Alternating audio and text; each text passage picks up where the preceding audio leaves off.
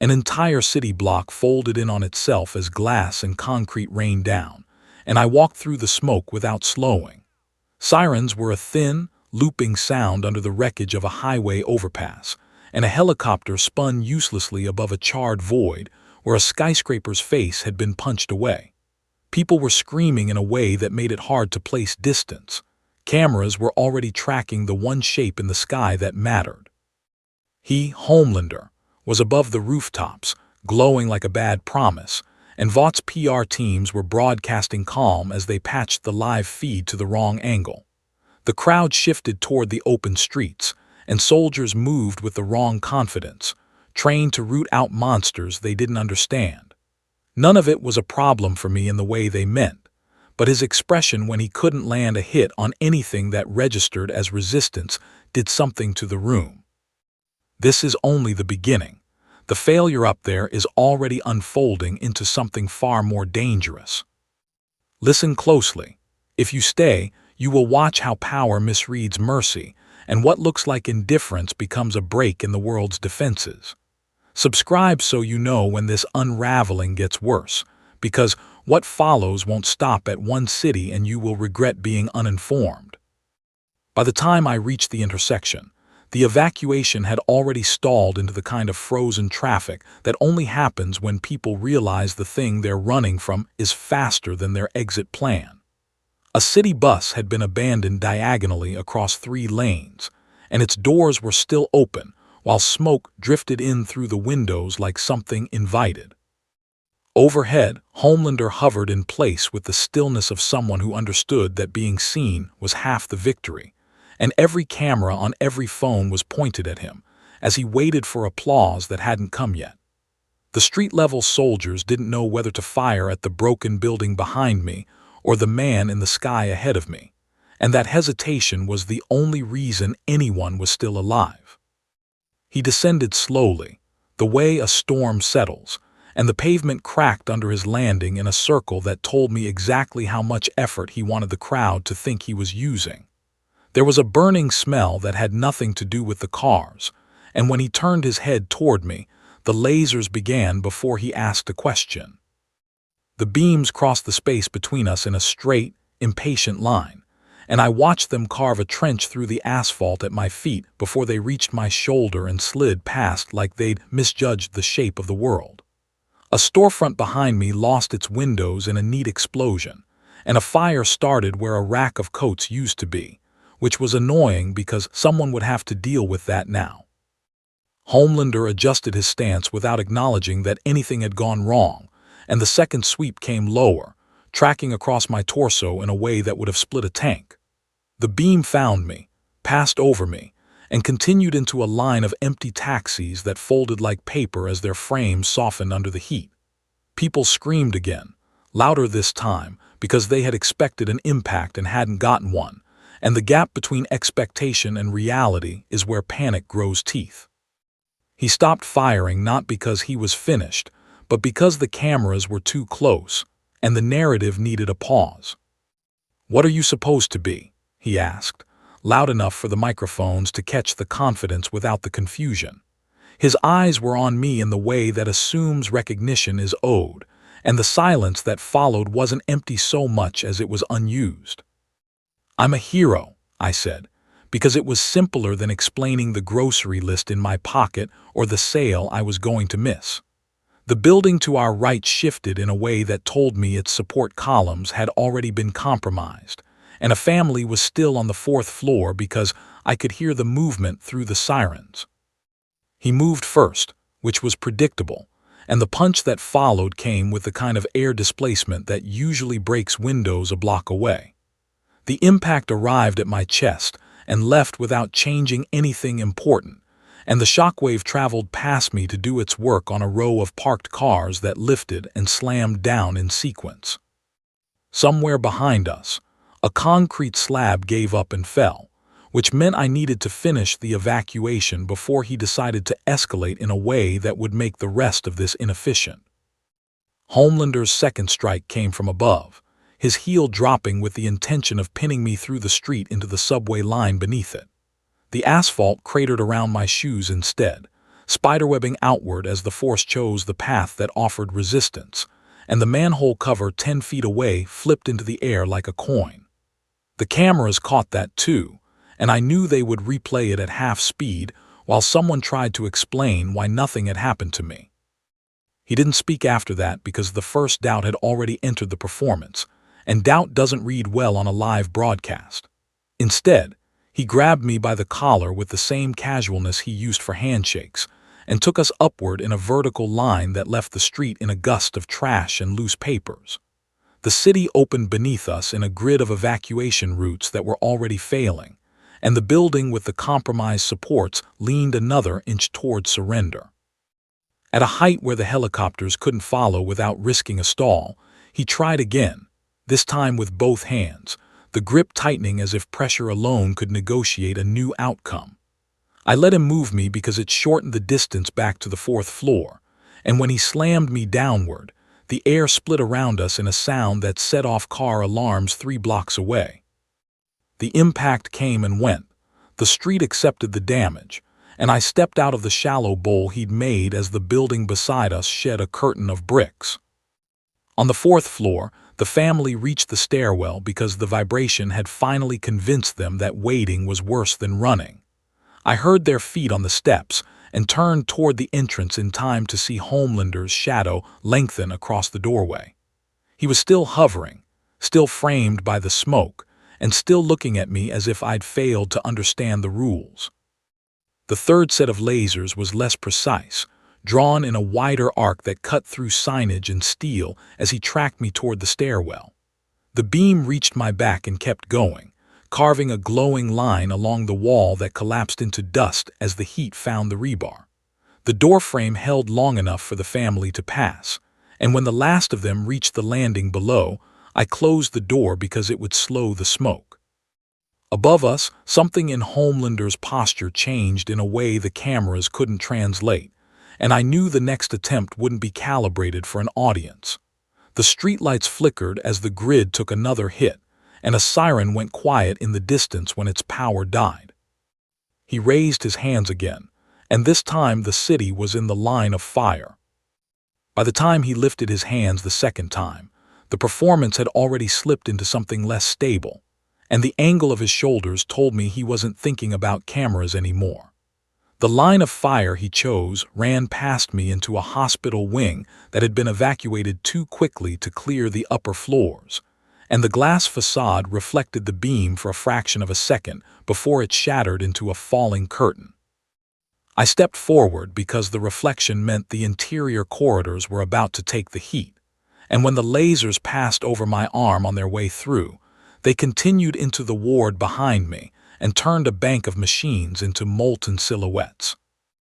Homelander saw the impact this time, not on me but on the world around me, and he adjusted immediately, sweeping lower in a horizontal cut meant to force me into motion.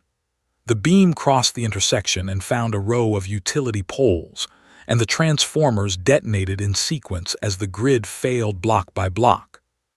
Traffic lights went dark. The emergency signage inside the hospital flickered to battery power, and the stairwell filled with the kind of shadow that slows people down at the worst possible moment.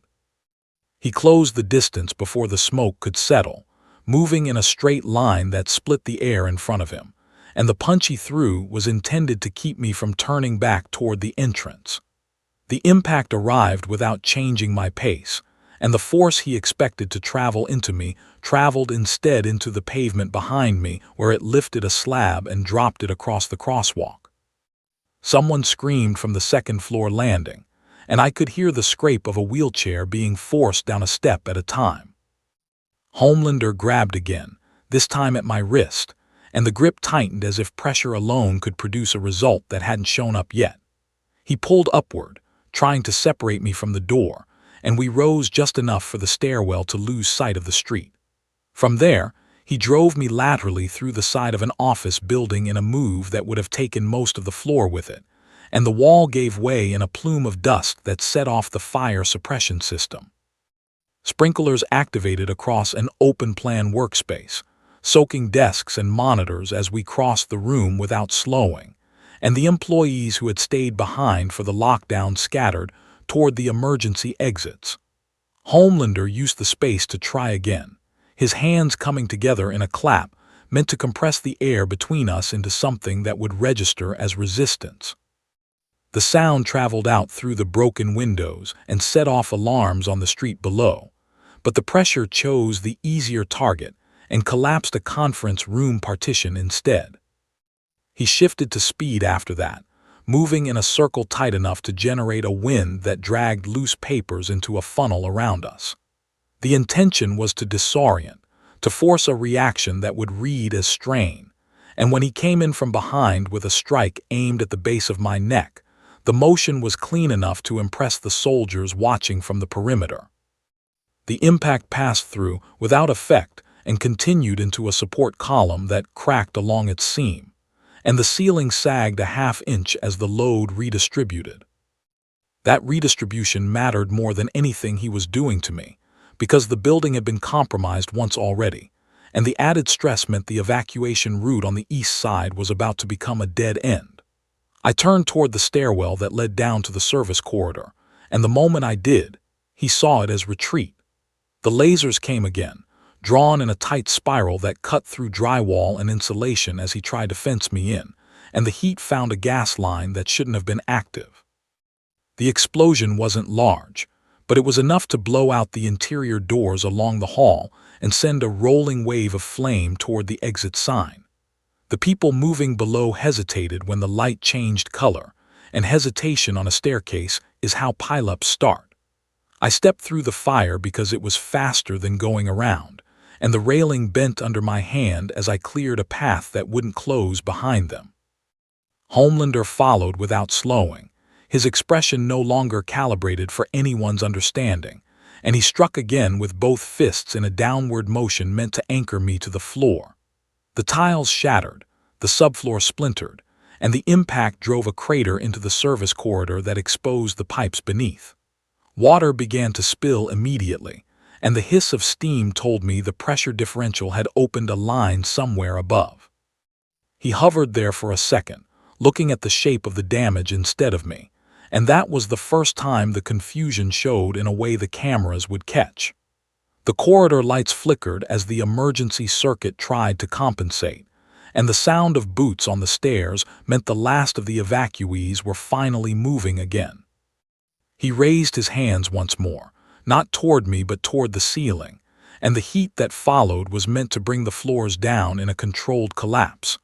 The building shuddered as the beams took the cut, and the angle of the sag told me exactly how long we had before the stairwell failed. Above us, the live feed kept broadcasting, and the people watching saw a man in a cape trying harder. By the time the ceiling began to separate along its stress lines, Vought had already shifted the narrative from rescue to containment, and the tone of the live broadcast changed in a way that made the soldiers outside lower their weapons without realizing why. The choppers pulled back to a safer orbit, not because the situation had improved, but because someone in a control room decided the optics of proximity were worse than the footage they might lose. Homelander was still above the compromised beam, hands raised to finish a collapse that would trap the stairwell, and the building's frame answered with a groan that traveled down the columns like a warning no one on the ground could hear. The heat from his next sweep cut into the load-bearing supports with a precision that suggested practice, and the upper floors shifted in response, redistributing weight toward the eastern wall where the evacuation route had narrowed. I moved toward the junction where the service corridor met the main hall, because the angle of the sag meant the doors would jam within seconds, and when the first of the evacuees reached the landing below, the lights failed again as the emergency circuit overloaded. Above us, Homelander's posture had changed in a way that would read as determination on the broadcast, but the line of his jaw told me something else had started to matter. He wasn't looking for applause now. He was looking for confirmation, and the absence of it was beginning to shape his decisions. The next impact he delivered was directed at the floor between us, not to stop me, but to force the structure to respond in a way that would make my position untenable. The tiles gave, the subfloor split, and the crack traveled toward the stairwell in a branching line that threatened to shear the railing from its anchors. People on the steps grabbed at the wall as the vibration reached them, and a man at the bottom lost his footing when the landing dipped half an inch. I took the door off its hinges because it would wedge the frame long enough for them to pass, and the smoke that followed through the opening was thin enough to breathe if you kept moving. Outside, the Vought-branded vans had begun to form a perimeter that wasn't for evacuation but for cameras, and the black-suited teams moved with the assurance of a plan that didn't involve the people inside. Ashley Barrett's voice cut into the live feed with the practiced calm of someone who had rehearsed this in a mirror, and the chyron shifted from heroic engagement to unidentified hostile presence. They needed a category that could absorb uncertainty without admitting it, and the word hostile would do the work. Homelander heard it, even through the sirens, because the earpiece he wore wasn't for guidance but for validation. His eyes flicked toward the nearest helicopter, as if the approval might be written on the fuselage, and when he turned back, the lasers came in a tighter beam meant to draw a line I couldn't cross. The heat found a sprinkler main and burst it open, and the sudden rain turned the smoke into a curtain that slowed the people on the stairs. I moved through it because the alternative was a pileup, and when the last wheelchair cleared the turn, the handrail tore free under the weight of too many hands. Homelander dropped into the corridor then, boots cracking the concrete in a way that would read as urgency, and he reached for me with both arms as if proximity could substitute for effect. The grip came and went without purchase, and the force he applied traveled into the wall behind me, where it split a conduit that fed the backup generators. The hum died immediately, and the building surrendered the last of its light.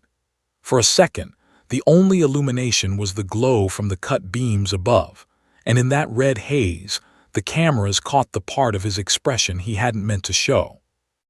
Outside, the perimeter tightened, and a Vought spokesperson began using the word quarantine. Homelander looked up at the ceiling he'd already weakened, and raised his hands to finish what the broadcast would call containment. When he cut the final beam, the effect didn't stay inside the building the way Vought's models had promised it would, and the failure propagated outward through a grid that had already lost redundancy. The upper floors began to settle in a slow, grinding motion that transferred load into the adjacent structures, and the tremor ran along the block until a neighboring facade cracked open from foundation to cornice. Power lines sagged in response, transformers blew in a staggered chain reaction, and 3 intersections went dark at once as the emergency network finally gave up trying to compensate. I was already at the base of the stairwell when the first section of ceiling dropped behind us, sealing the corridor with a collapse that would take heavy equipment hours to clear. The people who made it through moved toward the street in a line that didn't look like panic yet, but the sirens had changed pitch as the citywide alert came online. Homelander hovered above the settling debris, watching the dust plume rise in a column that cameras could mistake for control, and the broadcast reframed the collapse as a necessary sacrifice to prevent wider damage. That explanation didn't survive contact with the rest of the grid. The hospital across the avenue lost power to its surgical wing as the surge reached the substation, and the backup generators there were already running hot from the earlier load. Elevators stopped between floors, traffic management failed in the tunnel 2 blocks south, and the evacuation routes Vought had suggested on the morning shows became choke points within minutes. Homelander moved to the roofline because altitude had always been where his certainty returned, and the live feed tracked him as he took in the widening circle of outages. From up there, he could see the fires starting along the commercial strip, where the gas mains had been stressed by the collapse, and the red of emergency lights stuttered as battery reserves drained. He looked back down at me then, not with the expectation of applause, but with the need for a reaction that would tell him this was working. I turned toward the avenue where a bus had stalled across the tram lines, because the rail power had dropped and the crossing arms were locked in place. People were trying to lift them by hand, and the delay was pushing foot traffic into the street where the traffic lights no longer meant anything. The wind from his descent scattered the smoke as he landed between us, boots cracking the median in a line that would be visible from the chopper above. The next strike he delivered was lateral, intended to sweep me into the stalled vehicles and create an obstacle I couldn't ignore. The impact passed through without changing my direction, and the force traveled into the bus instead, shoving it half a meter along the tracks until its frame caught on the curb. The movement was enough to free the crossing arms, and someone pulled them up before the mechanism could fail completely. On the broadcast, Ashley Barrett began using the word escalation, and a map appeared that shaded our block in a color that implied contagion. Vought's vans repositioned to keep the camera angles clean as the fire spread, and the police perimeter extended another 2 streets to contain a problem that wasn't staying put. The hospital wing went dark in the feed, and the chyron shifted again to reference rolling outages. Homelander saw the map on the helicopter monitor and raised his hands toward the substation at the end of the block, the heat that followed drawn in a line meant to cauterize the fault. The beam cut through the transformer housing and into the switchgear behind it, and the explosion that answered took 3 more blocks offline in a single pulse. The city responded the way cities do, with traffic rerouting itself into gridlock and emergency services choosing between calls that couldn't all be answered. Somewhere to the west, a bridge closed as its monitoring system lost signal, and the tunnel to the south began to fill with stalled cars as ventilation failed. Above us, the live feed reframed the blackout as a protective measure, and the word quarantine expanded to include 4 more districts. The first jets arrived low enough to rattle the broken glass out of window frames that were still standing, and the sound reached the street as a physical pressure that turned heads away from the fires. Their approach wasn't announced through Vought's channels, because this wasn't a brand exercise anymore, and the emergency frequency carried a different kind of authority as armored vehicles moved to seal the avenues that still connected to the outer districts. The blackout had outpaced the corporate perimeter, and the map on the helicopter feed shifted from quarantine to exclusion without changing the color.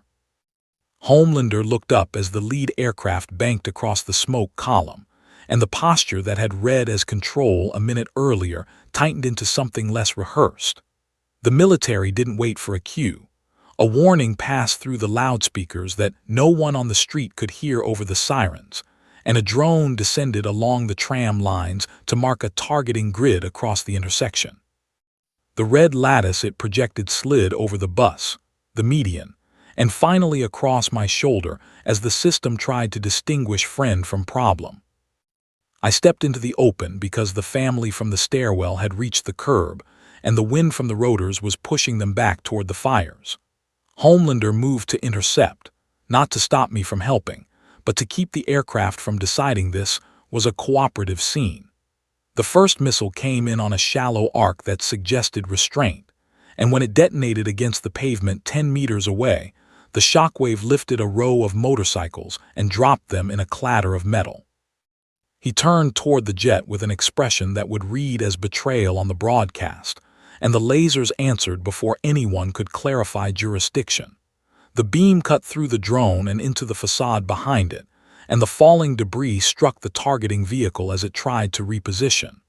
The grid vanished, the command net filled with static, and the second aircraft released its payload without waiting for confirmation. The ordnance was calibrated for structures, not for him, and the impact took the corner off a parking garage that had already been stressed by the outage. The collapse that followed pushed dust across the avenue in a rolling front that blinded the convoy at the intersection. I moved through it toward the curb because the people there had lost sight of the crossing, and when the railing of the tram stop gave way under their weight, the drop to the tracks became a hazard they hadn't planned for. Homelander descended into the dust with the speed of someone who understood that this wasn't a vote he could win on television. He grabbed for me again, and the grip tightened as if the presence of witnesses could change the result that hadn't appeared yet. The force he applied traveled into the tram shelter instead, flattening the canopy and sending the timetable board skidding across the rails.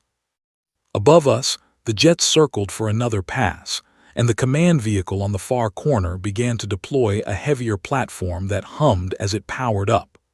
Vought's vans fell back a meter at a time to keep the shot, and Ashley's voice returned to the feed to frame the intervention as coordination. Homelander looked from the aircraft to me and then back again, and raised his hands toward the sky. When he raised his hands toward the sky this time, it wasn't for the cameras or the soldiers on the ground, and the shift was obvious even through the dust. The beam he drew upward caught the underbelly of the lead jet as it banked, and the wing failed along a line that turned the aircraft into a falling shadow over the river. The pilot ejected in time, but the debris field tracked toward a residential block that had only just begun to evacuate after the blackout reached their grid. The command vehicle at the intersection didn't wait for confirmation before it authorized the heavier platform, and the hum resolved into a directed energy array that had been rolled out for storms, not for this. Its targeting reticle painted the air between Homelander and the substation he'd already destroyed, and the first discharge carved a trench through the smoke that made the fires gutter for a second. The impact reached him with a pressure that would have flattened a convoy, and he answered by stepping forward into it as if proximity could return the certainty he'd lost. I moved toward the riverfront because the wind was pushing the burning fragments toward the apartments, and the stairwell exits there would jam if the doors warped under the heat. The soldiers saw me cross the grid and hesitated in the way that tells you the rules have stopped applying, and the second discharge from the array found the tram lines instead of the target it had been assigned. The surge traveled along the rails and into a switching box that fed the eastern district, and 3 more neighborhoods went dark as the relays failed in sequence. On the broadcast, the map expanded again, and the word regional replaced citywide without ceremony. Vought's stock tickers were already reacting in the corner of the feed, and Ashley's voice shifted to the cadence reserved for congressional hearings. Homelander descended through the smoke toward me, and the grip he reached for came with the urgency of someone trying to interrupt a narrative that had started to write itself.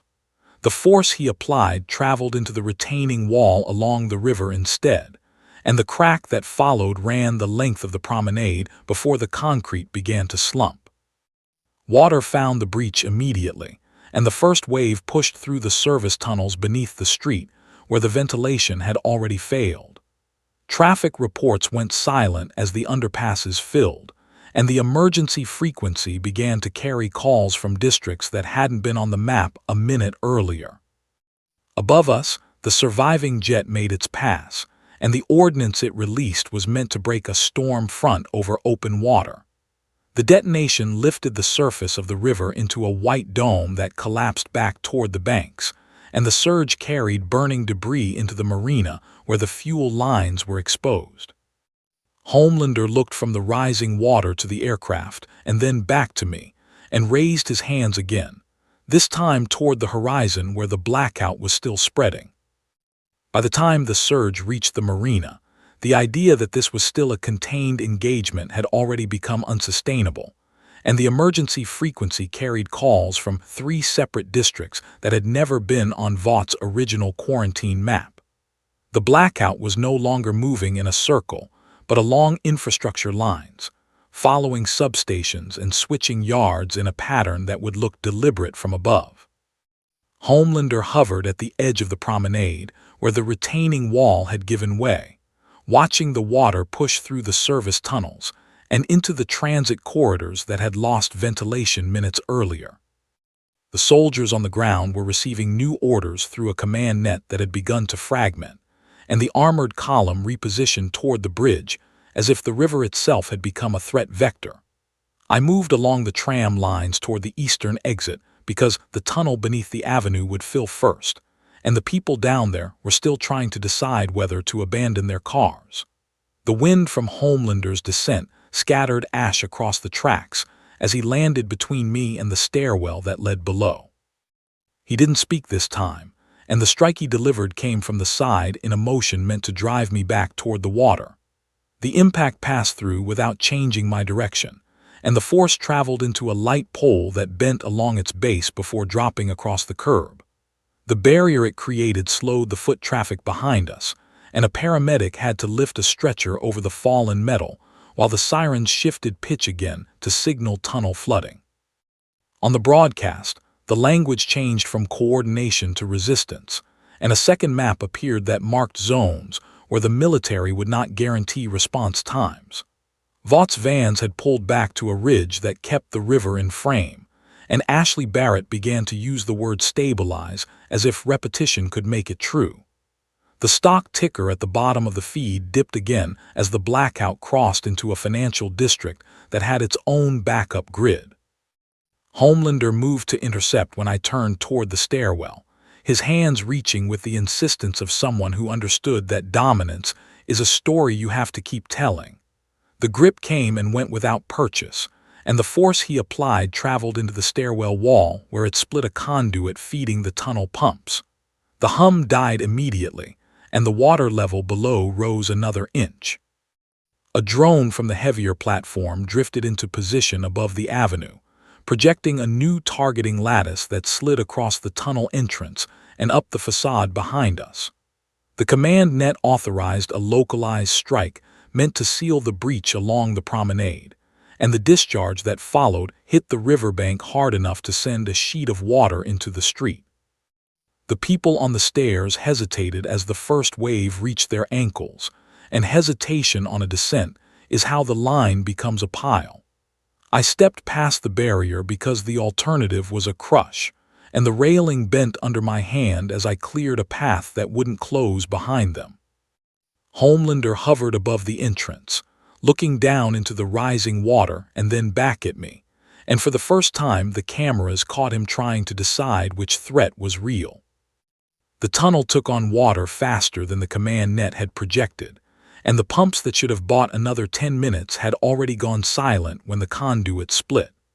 People who had abandoned their cars were now moving on foot along the maintenance ledge, pressed against the wall as the first stalled vehicles began to float just enough to turn sideways. I moved down the stairwell because the bottleneck at the bottom would become a crush point once the current picked up, and the echo of boots above told me Homelander had followed without committing to a landing. On the broadcast, the map shifted again to mark zones of independent response, and the military's perimeter began to fragment into smaller command cells that didn't share the same instructions. Vought's vans had relocated to higher ground, keeping the river in frame, while the Chiron introduced a new phrase that implied cooperation had failed. Ashley Barrett's voice carried over footage of armored units redirecting traffic away from a bridge that had just been closed when its monitoring system went offline. Homelander descended into the tunnel entrance with the speed of someone who needed proximity to believe in effect, and the first strike he delivered was downward, meant to anchor me to the flooded floor. The impact shattered a section of tile and sent a ripple through the water that knocked a man off the ledge 2 meters ahead. I reached him before the current did because it was faster than explaining anything, and the handrail came loose under the weight as we pulled him back up. Above us, the heavier platform's drone adjusted its lattice to track the movement in the tunnel, and the localized strike authorized for the promenade was retasked toward the entrance. The discharge hit the curb hard enough to drop debris across the top of the stairs, and the people still descending hesitated when the light changed color. Homelander saw the hesitation and raised his hands toward the ceiling, drawing heat along the support beams in a line that would force a controlled collapse. The intention was to seal the tunnel and stop the flood from reaching the transit hub beneath the Eastern District, but the cut traveled farther than planned when it found a stress fracture left by the earlier surge. The ceiling separated along that line with a sound that turned the echo into a roar, and a section of concrete fell across the maintenance ledge behind us. The path narrowed to a single file, and the water rose another inch as the debris diverted the flow toward the hub. On the feed, the word stabilize disappeared, replaced by triage. Homelander hovered above the choke point, looking from the falling ceiling to me as the current began to pull at the line. By the time the current reached the transit hub, the city had already begun to behave like a system that understood it was failing in more than one place at once. The tunnel's maintenance ledge narrowed where the debris had fallen, and the line of evacuees moved in a stagger that made the timing of each step matter. I kept moving because the hub's platform would become the next choke point once the water found the escalator wells, and the ventilation there had been compromised when the grid went down. Homelander hovered at the top of the stairs, looking down into a space that no longer resembled the engagement he'd entered, and the cameras caught the moment he decided altitude wasn't going to give him back what he'd lost. He descended into the tunnel with the urgency of someone who had realized that distance had been hiding a problem, and the strike he delivered came from behind, aimed to drive me into the current and end the movement toward the hub. The impact passed through without changing my direction, and the force traveled into a support pillar that cracked along a seam that had already been weakened by the earlier collapse. The ceiling above the maintenance ledge sagged in response, and a strip of lighting tore free and dropped into the water with a hiss that sent a ripple down the line. On the broadcast, the second map expanded beyond the river to include the eastern districts, and the word regional gave way to intercity as the outage jumped along the rail network. Vought's vans had pulled back again to keep the hub in frame, and Ashley Barrett's voice carried over footage of command vehicles redeploying toward a substation outside the original quarantine zone. Homelander moved ahead of me this time, landing on the platform where the first of the evacuees were arriving from the lower corridor. The lasers came in a tight sweep, meant to cut a trench across the tile and force a retreat, and the heat found a cable tray that fed the signaling system. The tray failed in a line that ran toward the junction, and the rail network beyond began to register phantom occupancy. Trains that had been held outside the city limits now received conflicting signals, and one began to roll toward a station that had already lost power to its braking system. The command net picked it up too late, and the order to halt traveled along a relay that had been compromised by the earlier surge. I turned toward the service passage that connected the hub to the maintenance bay because the platform would fill once the water reached the escalators, and the people there needed an exit that didn't depend on the main line. Homelander saw the turn as refusal and raised his hands toward the ceiling again, drawing heat along the beams that supported the mezzanine. The cut traveled through a junction box that fed the emergency lighting, and the platform dropped into a darkness that made the rising water harder to judge. Somewhere beyond the tunnel, the train entered the city on a track that now believed it was clear. Homelander looked from the blacked-out platform to me, and the cameras caught him trying harder than he meant to. The moment the signaling system began to register phantom occupancy, the rail network stopped behaving like a series of routes and started acting like a single failure. The train that had rolled toward the darkened station was now moving on a track that believed it was empty, and the emergency braking system inside the city limits had already lost its handshake with the grid.